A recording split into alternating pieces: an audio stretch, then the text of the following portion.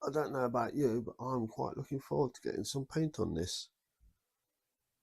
Roll credits.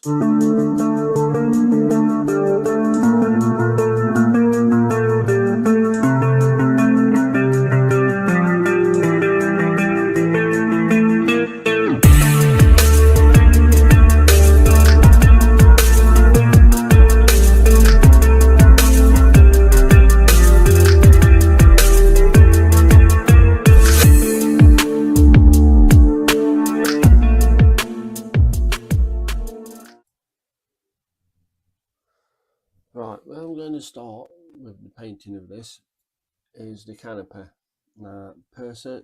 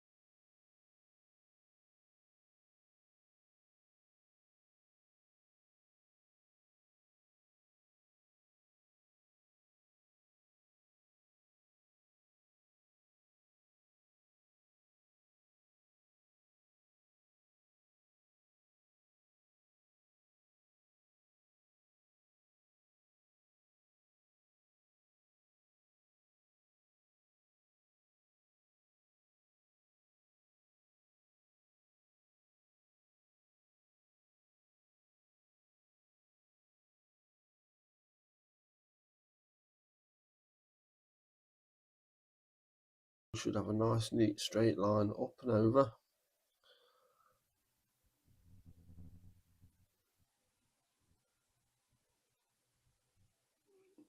Yeah, it's not brilliant, but it's a little bit awkward to mask across those curves. But that's easily tidied up.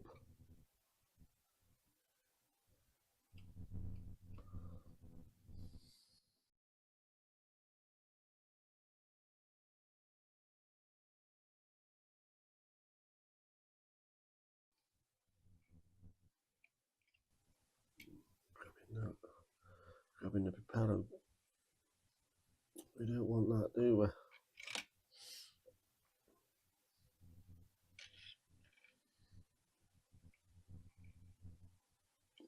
Trouble is, because it's got a motor in there, I try and move it out of the way, it just flicks around to where it was to start with. Okay. And there we are.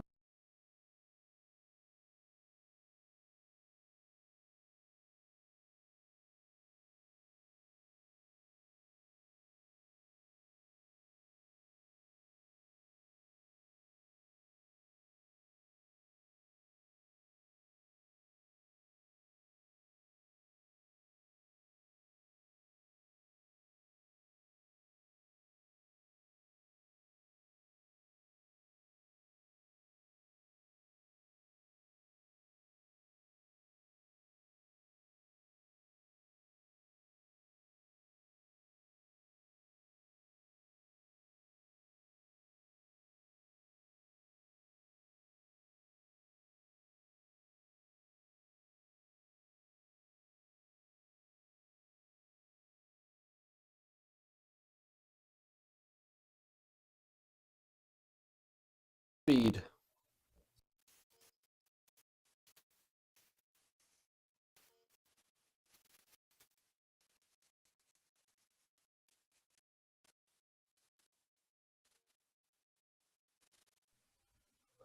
Okay, so this Gen 2 Umbral acrylic gets a thumbs up.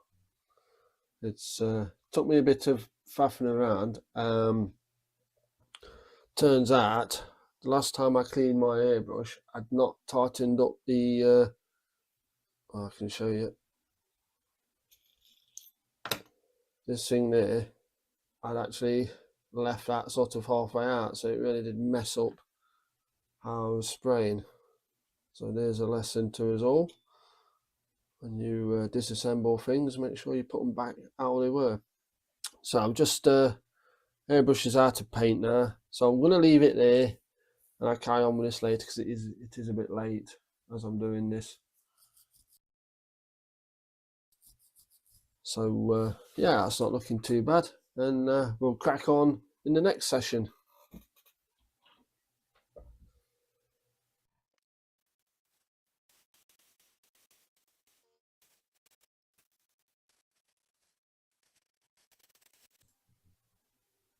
And we are done with the main colour.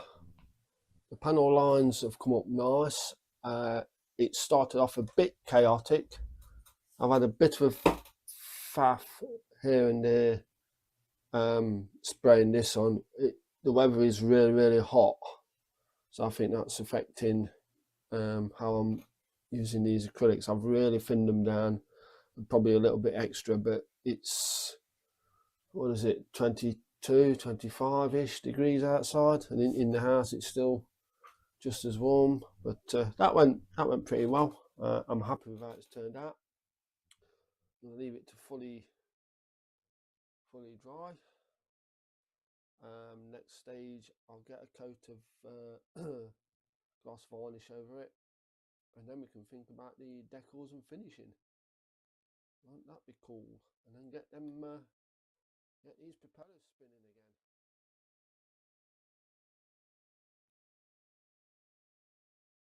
And now we're up to the point I've kind of been dreading with this build, the decals. There we have the kit originals. I think the last time we saw these, they were really yellowed. They've been being blasted by ultraviolet light in the window for about 2 to 3 weeks during the hottest summer we've had for a while, so they have got proper blasted. Hopefully that hasn't made them brittle, because they do look like they're getting a bit brittle. They were like that before I even started before I even stuck them in the window. So I raided the spares box, got national insignias I can hopefully use off this. I got these are from a Mosquito, as you can see. Probably not suitable, if I'm honest. They're completely different to the others. And the kit itself has been finished painted.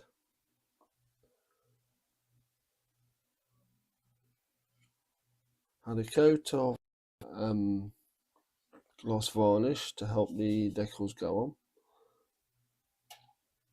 Motors are in there. This does run, as I've actually took the battery out, so you got no battery in there, so they won't go. So it's I'm gonna get set up for getting these on. We'll just see how we go. I might put some varnish over these to try and hold them together.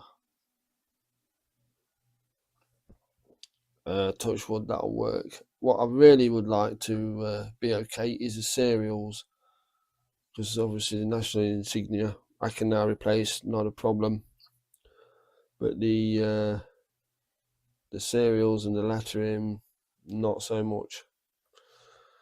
So I'll get set up for that, and let's just do it and see what happens.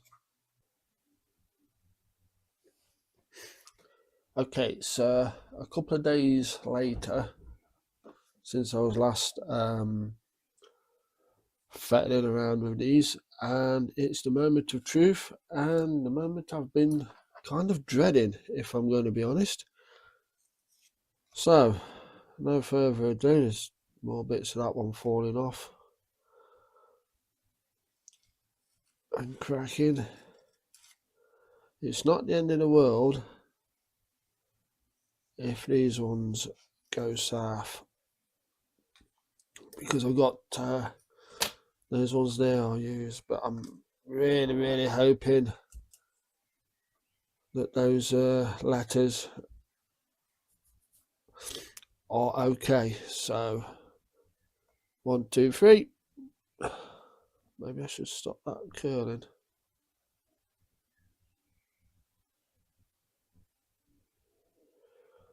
And it's looking a little bit promising. I've got a little bit of setting solution should I need it. I'm going to try not to use it because I really don't know what's going to happen with these. It's cracked. Yeah, it's gone right across the middle. I think this is about to shatter.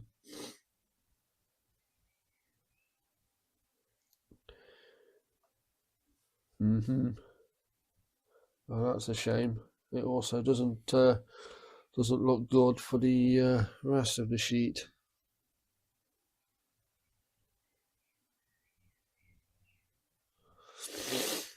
But that may well be still salvageable. It's gone in about, I don't know if you can see that, it's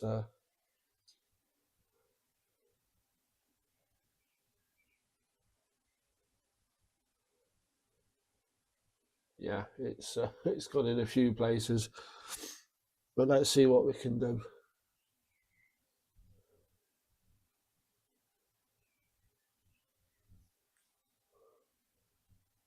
I'm going to let it soak a little bit longer. Oh, excuse me.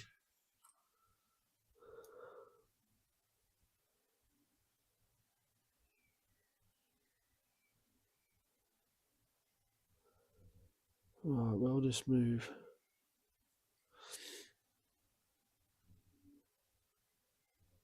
Oh, pot off of it does.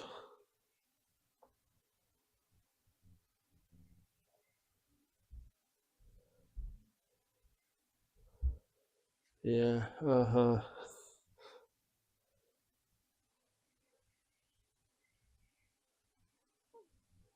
The problem is, I need to really get this right where it needs to be in one go, because it's going to be really tricky to try to move this around.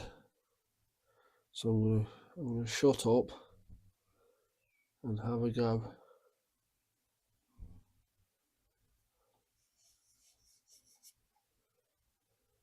What I'll do is I'll just pour a bit of water on that, and let's see. Come on.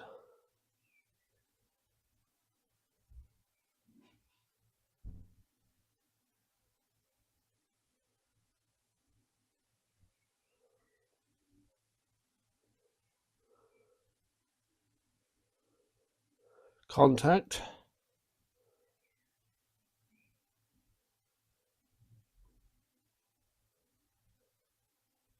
And we've broken.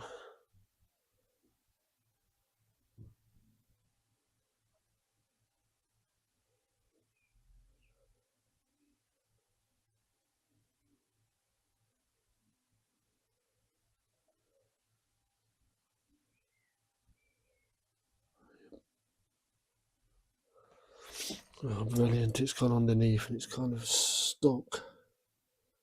Right, you need to stay there. You need to come to me.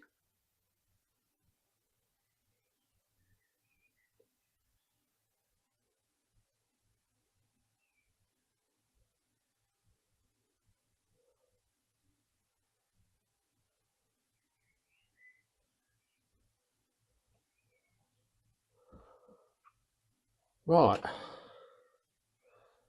Okay.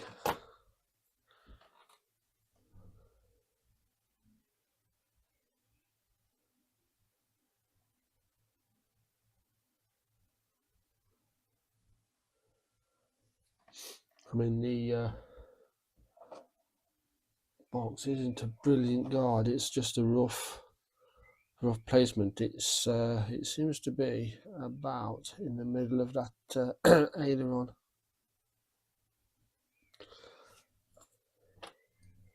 So what I'm going to do, I'm going to have it middle of the aileron, touching that panel line there.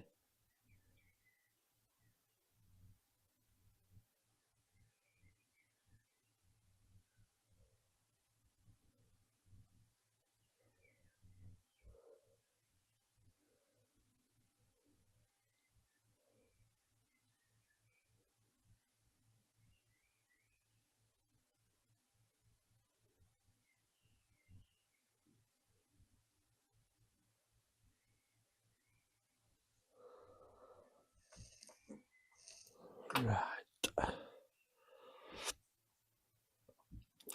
I don't know if you can see this, but right around the edge, it's all crinkled up.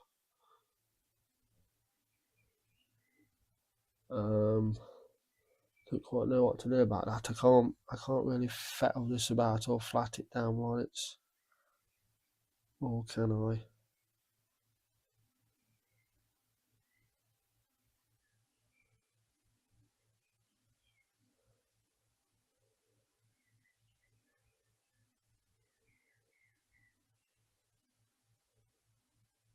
Whoops, just moved it a bit.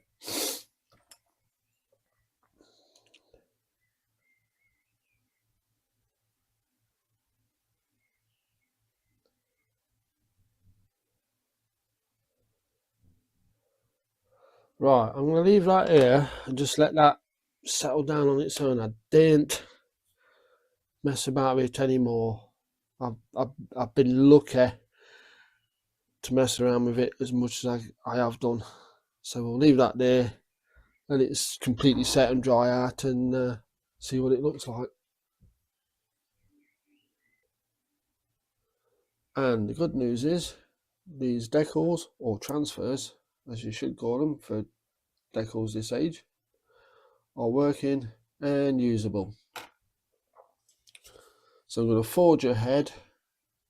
I'm going for this scheme that you can't see. That's the scheme I'm going to go for. It's got a little name for the aircraft as well. I'm not going to be able to use that, unfortunately. I probably could use that one, but I haven't got another one to match it, which is a shame. But it's a 1972 kit, so we should be grateful for what we've got. Right, I did use a little bit of setting solution as well.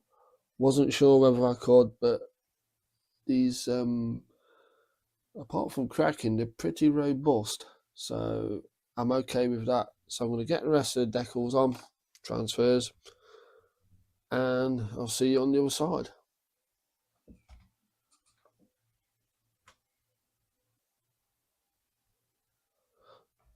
Okay, so how did the decals go on? Bearing in mind they were from the 1970s, early 1970s, potentially a little bit shonky.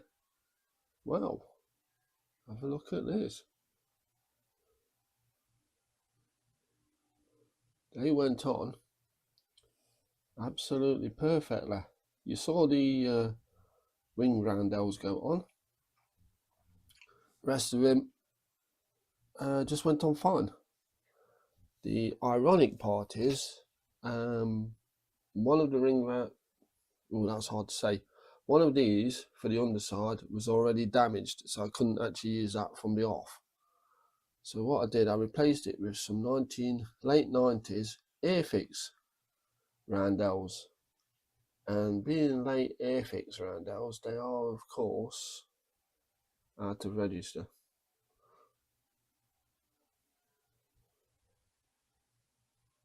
So it seems these early 70s frog transfers are technically better than late 90s Airfix ones.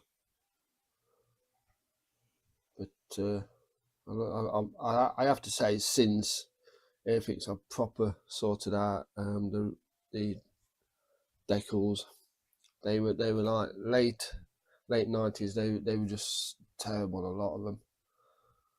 But yeah, I mean, I chose this scheme. It's got this little name under the cockpit there. I mean, look at that. There's no evidence of the film. I did use a little bit of setting solution.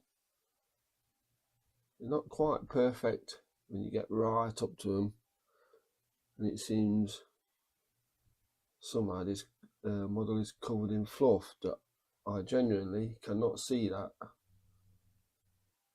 from a couple of feet away. So I'll have to make sure that's gets cleaned down, because the next stage will be a coat of matte, masking off, and we're pretty much finished.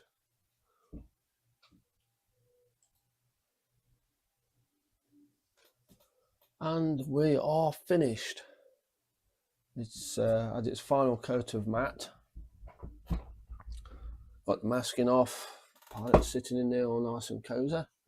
Of course, we do have motors. No battery at the minute, so I'm just going to show it off. What I did with the stand, I painted it sort of brown, green and blue to kind of represent the ground and the sky underneath there. It just doesn't really make it invisible, but it was a bit of fun to do. And yes, it's got something white on it there. I can't get it off. Yeah, to be fair, I shouldn't be surprised about these frog kits, because I'd forgotten, but I have built a frog Dornier. Will not come off. Leave it. And nice kit. The decals looked a bit sketchy, but they've done the job. It's just had a bit of a rescribe and a nice paint job, and that's about it. That's the only improvements I've made. I've given it a little bit of a wash in the control surfaces, nothing too crazy. And yep, so I'm going to get some get a battery slammed in it, and let's see them props spin.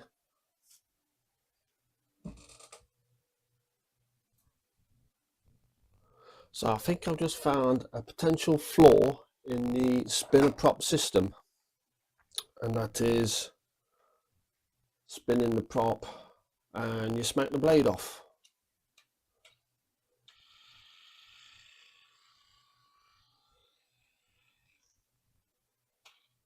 This one still don't want to start. So I'll get that repaired and get right back to you.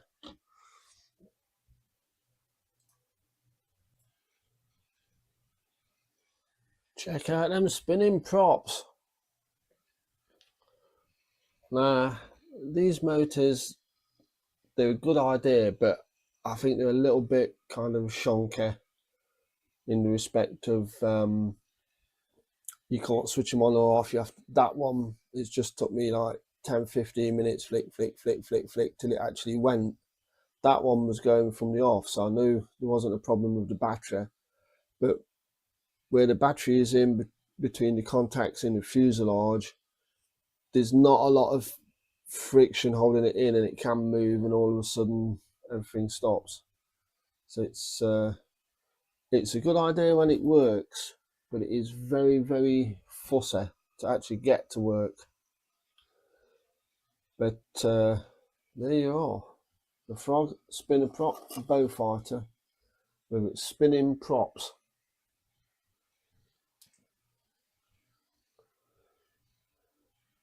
And I had a horrible feeling when I sprayed the matte coat on.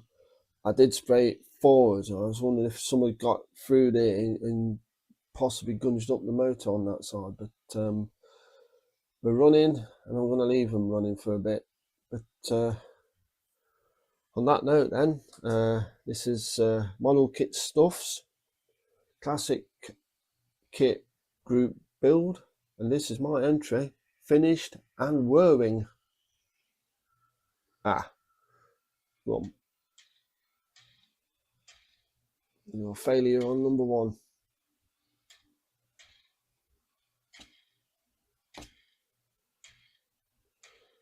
You can see what I mean about these motors being a right faff to get going.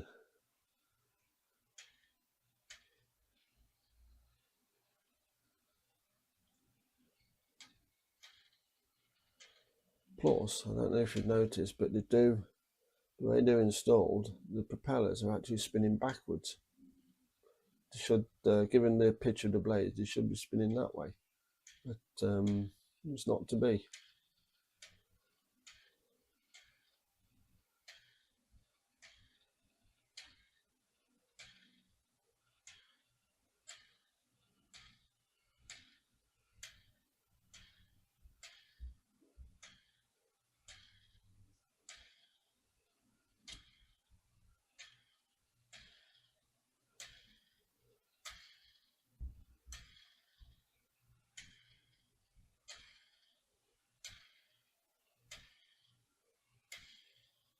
And I think I'll leave it there.